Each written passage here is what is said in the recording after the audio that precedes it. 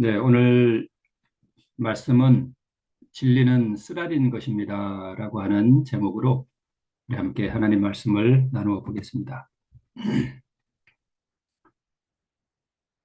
옛날 이스라엘 백성들이 바벨론에 포로되어 가고 난 다음에 이 백성들이 예루살렘으로 돌아오는 총 네 번의 조서가 있었습니다. 그 중에서 오늘 네 번째, BC 444년에 아닥사스다 왕의 조서를 받고 니헤미야가 예루살렘 성의 보수를 위하여 예루살렘에 도착했을 때의 한 사건을 우리 성경 느헤미야 2장은 이렇게 말씀하고 있습니다. 내가 예루살렘에 이르러 거한 지 3일에 내가 아무 사람에게도 말하지 아니하고 밤에 일어나 그 밤에 골짜기 문으로 나가서 용정으로 분문에 이르는 동안에 보니 예루살렘 성벽이 다 무너졌고 성문은 소화되었더라. 그 밤에 시내를 쫓아 올라가서 성벽을 살펴본 후에 돌이켜 골짜기 문으로 들어와서 돌아왔다라고 기록하고 있습니다. 여기 살펴본 후에라고 하는 이 살펴본 후에 이 살펴본이라는 말이 히브리어 샤바르인데요.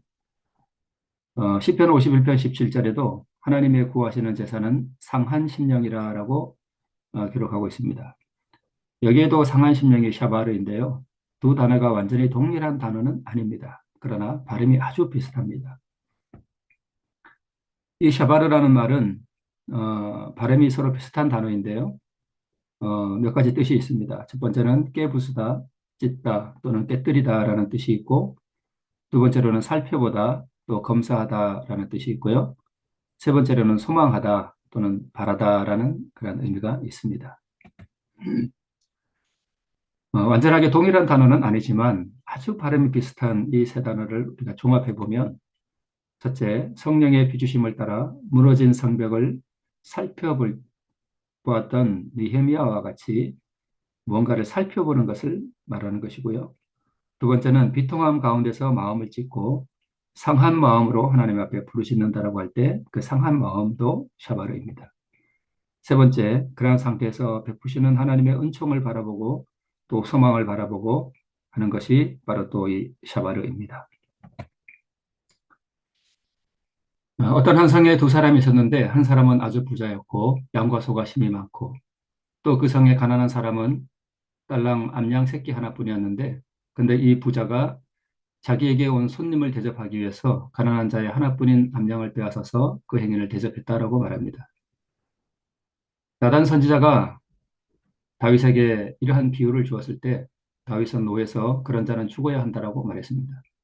그때 나단 선지자가 손가락으로 감히 왕을 가리켜 당신이 바로 그 사람이라 라고 직설적으로 이야기합니다. 자신이 자신에게 정죄를 선언하고 자신이 자신에게 죽어야 한다고 이미 사형 선고를 내렸으니 다윗은 꿀먹은 벙어리가 되었습니다. 나단 선지자의 말은 당신이 바로 그 부자와 같은 죄인으로서 죽어야 할 사람이라고 깨닫게 해준 것이었습니다. 이때 다윗에게 어떤 일이 일어났습니까? 다윗은 자신의 마음을 살펴보았습니다. 다윗은 자신의 허물어진 성벽을 본 것입니다. 죄악으로 인해 성문이 불타버려서 이제는 사단이 다윗 자신과 자신의 가정과 자신의 나라에 마음대로 들락날락하게 된 것을 보았습니다. 다윗의 순결했던 신앙의 성벽이 다 허물어져 버렸습니다. 나단 선지자의 단호한 음성을 듣고 그의 심령이 비통하게 되었습니다. 그는 자신의 죄로 인해 자신의 집에 칼이 떠나지 않게 될 것이라는 말씀을 듣고 그의 마음이 상했습니다. 그의 마음이 하나님 앞에 부스러져서 상했던 것입니다. 다윗은 진정으로 자신의 죄를 슬퍼하고 자기 마음을 찢었습니다. 샤바르 했던 것입니다. 느헤미야는 성벽을 살펴본 다음에 마음이 찢어졌습니다. 하나님의 도성의 성벽이 다 허물어진 것 때문에 느헤미야는 비통해했습니다. 진정으로 상한 심령은 자기 삶과 자기 신앙과 자기 가정과 자기 교회가 무너진 것을 살펴보고 주님의 비통함을 느낍니다. 다윗에게 선지자의 증언은 참으로 마음을 쓰라리게 하는 진리였습니다. 그의 마음의 어두운 죄의 역사를 살피게 하는 빛으로 이 진리가 왔습니다. 비통하고 통회하는 마음을 일으키는 성령 하나님의 음성이었습니다. 한 번은 예수님께서 가버나움의 회동에 해당해서 말씀을 전했습니다.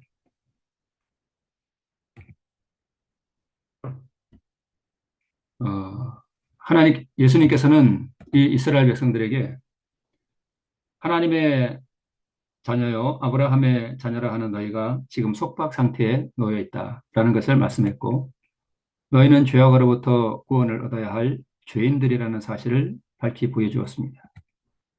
너희는 흑암 가운데 있어서 소경된 어둠의 자식들이라는 사실을 그들에게 역설했습니다. 너희는 스스로 부유하다 하나 아무것도 없는 가난한 자들이라는 사실을 또한 역설했습니다. 그리고 나는 지금 그런 너희들을 구원하러 온 바로 그 선지자라는 사실을 또한 역설했습니다. 한 영감의 그런 그 상황을 이렇게 설명하고 있습니다. 그 당에서 청중들에게 하신 예수님의 말씀은 그들의 독선을 뿌리째 흔들고 그들이 하나님에게서 떠났으며 그분의 백성이라고 주장할 권리가 상실되었다는 그 쓰라린 진리를 그들에게 역설했다라고 기록하고 있습니다. 그리고 그들의 참된 상태를 칼처럼 잘라놓는 모든 말씀이 그들 앞에 제시되었다라고 기록하고 있습니다. 가버나움의 회당에 모였던 유대인들에게 예수님께서는 그들에게 참으로 쓰라린 그들의 마음을 상하게 하는 그 진리를 역설했던 것입니다. 그리고 이어서 예수님께서는 사렙다의 한 과부와 나아만에 관해서 말씀하셨습니다. 믿음에 의지한 이방인과 믿음 없는 이스라엘 백성을 대조했던 것입니다. 그때 그들의 마음속에는 유년 시절과 청년 시절에 예수님의 품성에 나타났던 그 신비를 기억했습니다. 자신들의 악의에 찬 성품과 대조되어 예수님의 말씀은 섬광처럼 그들의 마음을 찔렀습니다. 그런데 영혼의 메시를 비추는 그 쓰라린 진리를 가버나움의 회당에 모였던 그 유대인들은 외면했습니다. 진리가 무엇입니까? 그것은 영혼의 메시를 비추어 그 어둠을 드러내고 그 가운데 웅크린 영혼들에게 참된 힘과 자유를 주는 하나님의 빛과 능력입니다. 이것은 성령의 이끄심과 그리스도를 통하여 제공됩니다. 가버나움의 회당에 모였던 그 유대인들은 그들의 참 상태를 비추어주는 그리고 그들의 그 영혼의 메시를 비추어주는 그 빛을 외면했습니다. 그리고 자기들의 그 영혼의 메시에 드러난 그 더럽고 가증한 것들이 드러나는 것에 대해서 대단히 불쾌해했고 예수님을 향한 분노가 일어났던 것입니다. 우리가 잘 아는 사마리아의 한 여인을 예수님께서 우물가에서 만나셨습니다. 이때도 예수님께서는 그 여인이 정말 감추어 두고 싶고 공개하기를 꺼려하는 그의 영혼의 비밀스러운 것들을 드러내셨습니다. 내게 남편 다섯이 있었으나라고 하는 말씀이 바로 그것입니다. 이것은 그 여자에게 참으로 쓰라린 진리였습니다.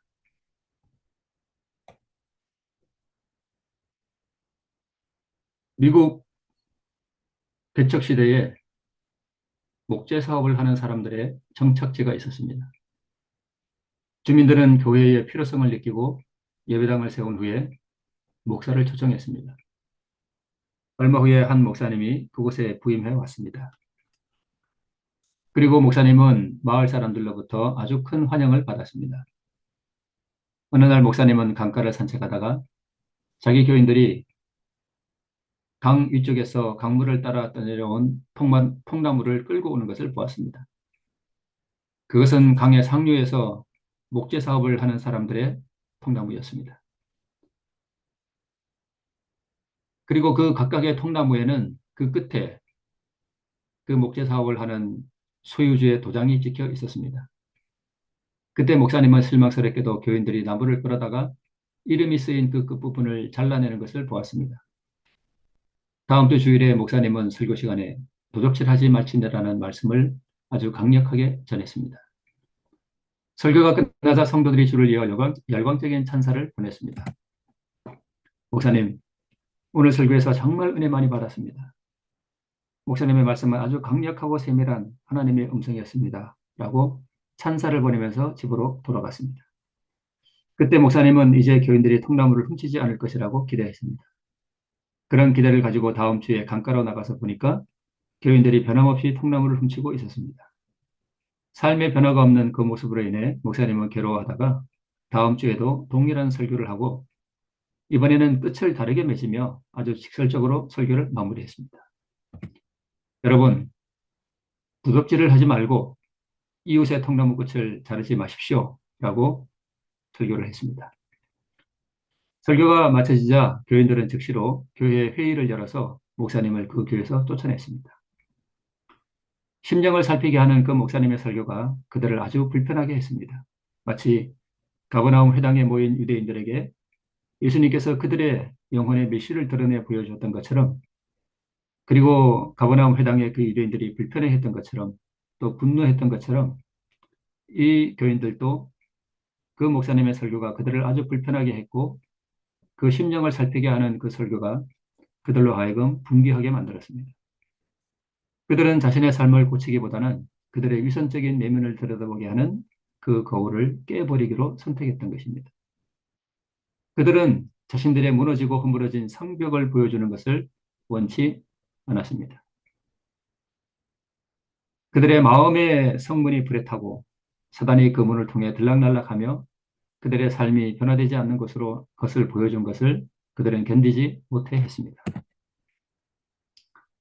한 영감의 글에 이런 글이 있습니다. 나단이 다윗에게 말한 이 의심할 여지 없이 명백한 말은 오늘날 설교단에서 거의 들을 수 없고 공공의 정기 간행물에서도 볼 수 없다. 이런 말이 좀 더 자주 들렸더라면 우리는 하나님의 능력이 사람들에게 나타나는 것을 더욱 많이 볼 수 있었을 것이다라고 기록하고 있습니다. 이어서 기록하기를 저희에게 맡겨진 기별의 능력을 약화시키는 것은 이웃을 사랑함이 아니요 저희가 방종과 안위를 사랑하는 까닭이다. 참 사랑은 첫째로 하나님의 영광과 영혼의 구원을 추구한다. 이 사랑을 가진 자들은 명백하게 말함으로 초래되는 불유쾌한 결과를 피하려고 진리를 회피하지 아니할 것이다. 라고 기록하고 있습니다. 영혼들이 위험에 빠져 있을 때에 하나님의 사자들은 자신을 생각하지 말고 그들에게 말하도록 주신 말씀을 말하고 악을 변명하거나 핑계하지 말 것이다. 라고 기록하고 있습니다. 개척시대의 그 교회의 목사님은 교인들의 불유쾌한 얼굴을 보는 것을 피하기 위하여 있는 그대로 말하는 것을 주저하지 않았습니다. 어, 영혼들의 그 매실에 숨겨둔 가증하고 더러운 것들을 밝히 드러내 보여주는 그러한 직설적인 말씀이 선포될 때에, 그리고 그 말씀을 받을 만한 귀가 있는 사람들이 그 말을 받았을 때에 형제들아 우리가 어찌할 거라고 하는 이러한 부르짖음이 나오게 되는 것입니다. 침례 요한은 헤롯에게 거침없이 말했습니다. 동생의 아내를 취하는 것이 옳지 않습니다라고 말했습니다.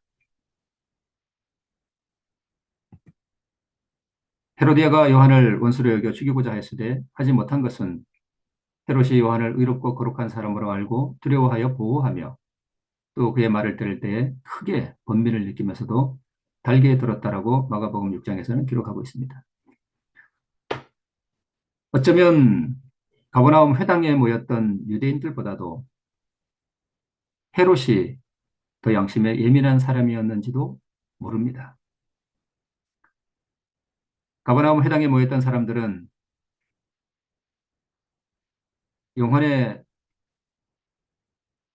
번민을 느꼈을 수도 있습니다. 그러나 그들은 그 쓰라리게 하는 진리를 주셨던 그 예수님을 죽이려고 했습니다. 그러나 헤롯은 요한을 보호했다라고 기록하고 있습니다. 침례요한이 죽은 것은 헤롯의 직접적인 명령이 아니라 헤로디아의 술수 때문이었습니다. 물론 최종적인 결정은 헤롯이 했지만 결국은 헤롯의 우유부단함이 그러한 불의의 사태를 몰고 왔던 것입니다. 어쩌면 헤롯은 오늘날 직설적이고 또 우리의 영혼의 밀실의 어두움을 보여주는 그러한 설교를 견디지 못해하는 현대 일부 교인들보다도 더 나은 면이 있었다는 사실을 우리는 겸허하게 받아들여야 합니다. 그래서 디모데후서 4장에서는 말씀하기를 때가 이르리니 사람이 바른 교훈을 받지 아니하며 귀가 가려워서 자기의 사욕을 쫓을 스승을 많이 두고 또 그 길을 진리에서 돌이켜 허탄한 이야기를 쫓을 것이라고 말씀하고 있는 것입니다. 직설적이고 영혼의 미시를 비춰주는 그 쓰라린 진리를 듣기를 거절하는 현대의 교인들이 많다는 것입니다. 자기 영혼의 무너진 성벽과 불탄 성문을 보여주는 그 쓰라린 진리를 외면하고 그 빛과 기별자를 대적하다가 멸망의 어두움 가운데로 사라져간 영혼들의 무수한 이야기들이 성경에 기록되어 있습니다. 가인과 아간, 또 사울왕, 빌라도, 헤롯, 역대 유대의 왕들, 또 제자 유다, 이런 사람들은 그들의 마음을 비추어주는 그 빛들이 왔을 때에 그것은 참으로 그들을 쓰라리게 하는 빛이었습니다. 그것을 거절함으로 말미암아 그들은 어두움 가운데로 사라져갔습니다. 진리를 말하는 입과 그 쓰라린 진리를 들을 귀가 없는 시대가 바로 이 시대입니다. 참된 상한 심령이란 깊은 비통함 가운데서 용서와 회복에 대한 소망을 품는 것이 바로 참된 상한 심령이 되겠습니다. 하나님께서 한 사람을 구원하는 방법은 먼저 그 사람의 참 상태를 드러내심으로 굴욕의 경험을 하게 합니다. 거의 대부분의 영혼을 구원하는 하나님의 방법은 이 과정을 거친다고 보는 것이 타당합니다. 그렇게 할 때에 이 굴욕의 경험을 받아들인 사람들의 입에서 내가 어떻게 하여야 구원을 얻으리까라는 질문을 촉발시키게 되는 것입니다.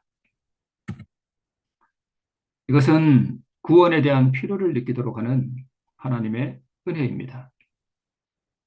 하나님의 진리의 빛이 그 쓰라리게 하는 그 진리의 빛이 사람들에게 왔을 때 그것은 그 사람의 영혼의 밀실을 비추어줍니다. 그것은 결코 유쾌한 경험은 아닙니다. 그것이 때로 우리를 참으로 쓰라리게 하고 우리에게 굴욕감을 줄 수도 있습니다. 그러나 우리의 심령을 비추어주고 우리 영혼의 밀실에 감추어두었다는 것을 드러내는 그 하나님의 쓰라린 진리의 빛이 우리 심령에 왔을 때 그것을 인정하고 받아들인 사람들의 마음속에서 일어나는 질문이 바로 내가 어떻게 하여야 구원을 얻을 수 있습니까? 라는 질문입니다. 이러한 구원에 대한 필요를 느끼지 않는 사람들에게는 이 진리가 되지 않고 복음이 되지 않는 것입니다. 그래서 자부심과 자기의의 정신은 이 은혜를 거절하게 만드는 죄보다 더 무서운 죄가 되는 것입니다. 이것을 인정하는 이야기에 우리 하나님께서는 내가 너에게 무엇을 하여 주기를 원하느냐라고 물으십니다. 그리고 우리에게 그 쓰라린 진리를 통해서 굴욕을 주었던 그 손이 우리를 붙들어 주시면서 이렇게 물어주시는 것입니다. 그때 우리는 우리 영혼의 필요를 하나님께 고백할 수 있습니다. 주여 내가 보기를 원하나이다. 주여 원하시면 저를 깨끗게 하실 수 있나이다. 라는 그러한 요청을 우리는 하나님께 드릴 수 있는 것입니다. 심령이 가난해진 사람을 만들기 위해서 하나님께서 우리에게 주시는 귀한 은혜입니다. 이것은 느헤미야가 성문을 살펴본 후에 그의 마음이 비통하게 되었던 것, 다윗이 나단 선지자의 음성을 듣고 그의 마음을 살펴본 후에 그의 심령이 굴욕을 받았을 때, 그의 마음이 비통하게 되었을 때, 그리고 당신이 바로 그 사람이라는 말씀을 겸허하게 받아들였을 때 다윗에게 일어났던 반응이기도 합니다.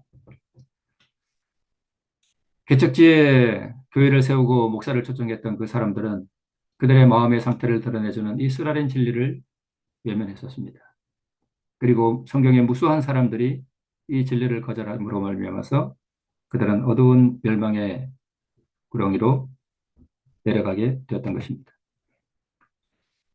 가버나움 회당의 유대인들은 이 굴욕을 견디지 못하고 대단히 분개해 했습니다. 진리는 쓰라린 것입니다. 허물어진 성벽과 불탄 성문과 혹은 내 마음의 무덤 안에 그 더러운 것을 비추어 주기 때문입니다. 그래서 구원의 필요를 절박하게 느끼는 이를 만들기 위한 하나님의 방법입니다. 이를 깨닫고 겸비한 영혼이 부르짖을 때에 그 빛은 생명이 됩니다. 그 후에 진리는 진정한 복음이 되는 것입니다. 이 진리의 계단을 감사함으로 올라가는 귀한 하루가 되시기를 소망하면서 말씀을 마칩니다. 기도하겠습니다. 하나님 아버지, 진리는 우리에게 다가올 때 참으로 우리 영혼의 메시를 비추어주고 우리 영혼의 가증하고 더러운 것들을 보여주며 우리가 이 상태에서 구원을 얻어야 할 죄인됨을 보여주는 참으로 쓰라린 진리로 다가온다고 하는 사실을 깨닫게 해주심을 감사를 드립니다. 이 진리를 거절함으로 말미암아 붕괴하고 그 기별과 기별자를 대적함으로 말미암아 참으로 비참한 멸망의 역사를 되풀이했던 이스라엘의 역사가 우리에게서는 반복되지 않도록 하나님 우리를 겸비하게 해주시고 우리가 이 진리의 빛을 따라서 우리 하나님의 인도하심을 따라 내가 어떻게 하여야 영생을 얻으리까라는 부르짖음을 바랄 수 있는 우리 모든 심령이 될 수 있도록 거룩하신 영으로 말미암아 우리 심령에 역사해 주시기를 기도드립니다. 이제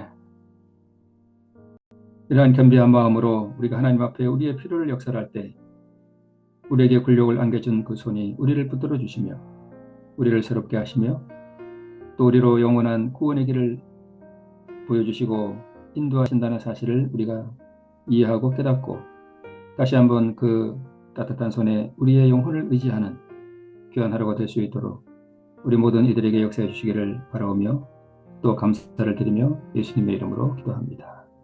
아멘.